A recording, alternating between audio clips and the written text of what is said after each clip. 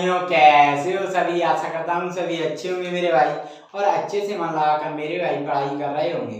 तो मेरे प्यारे भाइयों, आज हम इस वीडियो में कक्षा 10 गणित का प्रश्नावली 13.1 का प्रश्न नंबर 7 को सॉल्व करेंगे। आइए मेरे भाई, तो पहले क्या करते हैं, हम पढ़ेंगे इसको। वायु में सल्फर डाइऑक्साइड SO2 की सांद्रता भाग प्रति मिलियन में को ज्ञात करने के लिए एक नगर के 30 मोहल्लों से आंकड़े एकत्रित किए गए, जिन्हें नीचे प्रस्तुत किया गया है। ये प्रस्तुति SO2 की सांद्रता एक बारहमार्ता प्रस्तुत की गई है। वायु में SO2 की सांद्रता का माध्य ज्ञात करना है हमें, ठीक है। सांद्रता का माध्य, तो माध्य तीन तरह से ज्ञात करते हैं। क्या तीन तरह की विधि होती है, क्या कौन कौन सी? प्रत्यक्ष विधि, कल्पित माध्य विधि, और तीसरी होती है पग विचलन विधि। तो पहले हम XI निकाल पाएंगे। FI तो हमें दिया है ये वाला, अब XI निकाल लेंगे तब हमें पता चलेगा कि कौन सी विधि से हमें हल करना चाहिए, ठीक है। तो आइए, तो अब इसमें देखो जगह तो है नहीं, तो इसमें एडजस्ट कर लेते हैं हम। तो इसको मैं मिटा देता हूँ। ये क्या है, FI है, तो इसको FI लिख लेते हैं हम, FI, ठीक है। अब हम निकालेंगे XI।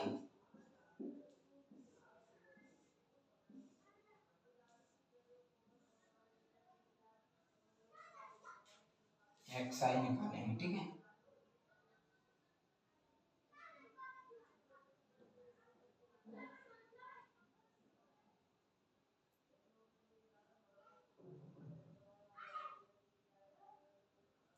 XI निकालते हैं, तो कैसे निकालते हैं आप जानते हो। ये lower limit plus upper limit का भाग देते हैं कितने में, दो में भाग देते हैं। तो आइए देखो, 0.00, 0.00 और 0.04 जोड़ो 4, 0.04 में भाग दो दो का, तो दो का भाग दो तो 0.02 आ जाएगा, तो आ जाएगा 0.02, ठीक है। समझ में आया। अब ऐसे ही मेरे भाइयों इसको जोड़ो, 0.04 प्लस 0.08, तो 8 और 4 12 ही, तो हासिल की 1, 0.12।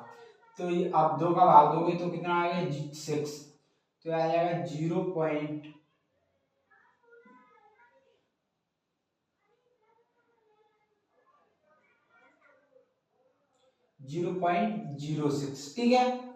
अब 0.12 प्लस 8 कितना, 0.20, 20 में दो के दो का, तो जो आएगा 0.10, और 4 4 जोड़ते हैं तो 0.14,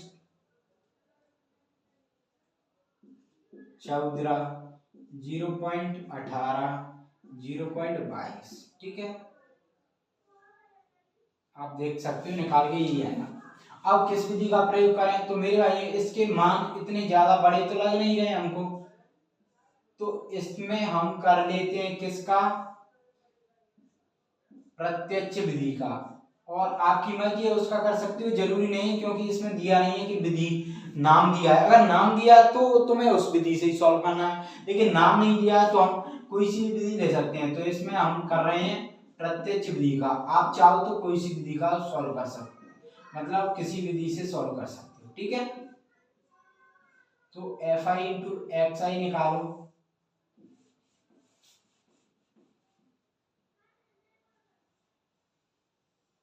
तो प्रत्यक्ष विधि के लिए उदाहरण क्या, सूत्र क्या होता है, x bar equal to sigma FI into XI upon sigma FI, ठीक है। तो FI इंटू XI, तो 0.02 का इसमें भाग गुणा करोगे तो 0.08, अब 0.06 का 9 में मल्टीप्लाई करोगे तो 9, ओके, चंगे चौगुन की 4 आंसू की 5, 0.5, तो 0.54, ठीक है। अब ऐसे 0.010 0.010 का 9 में करोगे 0, 9 का 9, 0, फिर आएगा 0.9, ठीक है, 0.9। अब ऐसे ही इसका करोगे तो 14 दूनी 28, तो 0.28, 18 चौक 72, तो ये आएगा कितना, 0.72, 22 दूनी 44, 0.44। अब क्या करना है, सूत्र के लिए FI इंटू XI को जोड़ना है, तो जोड़ो 0.08, 0.54, 0.9 0.28, 0.72, 0.44।